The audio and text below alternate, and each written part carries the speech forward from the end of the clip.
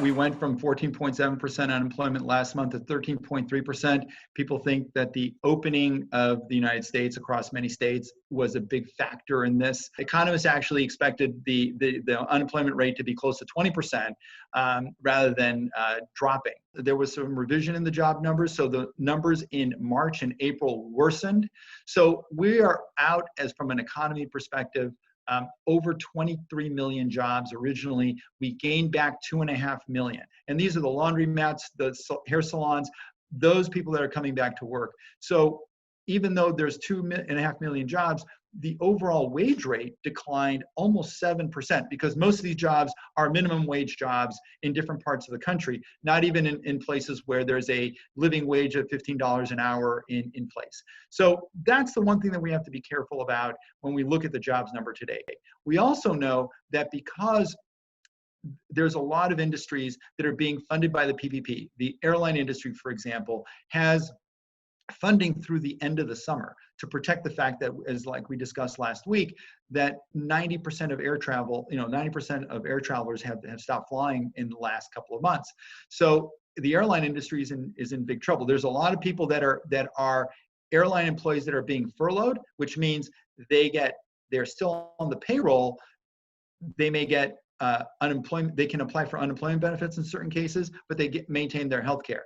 In some cases, some airlines might actually pay all their employees, but when that PPP program runs out, they have to make decisions. Do they lay off? Do they furlough? What do they do? So we may see some changes in the unemployment rate that might be fairly adverse in the next couple of months, unless Congress acts to extend some of those protections to ensure that we minimize the unemployment level at this 13-14% and try to whittle it down over the next 6 to 12 months, rather than it can explode and be much worse in the upcoming month or two. Companies historically have been very reticent to wade into political issues.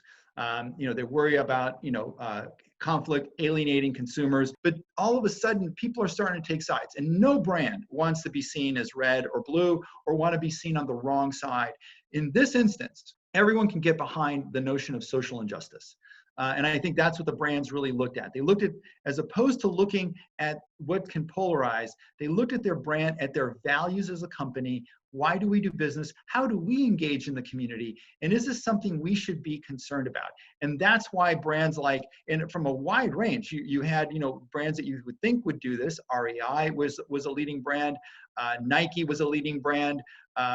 Twitter or Netflix, but Citigroup had a major statement in terms of Blackout Tuesday, because a lot of its employees across the country are African American or people of color.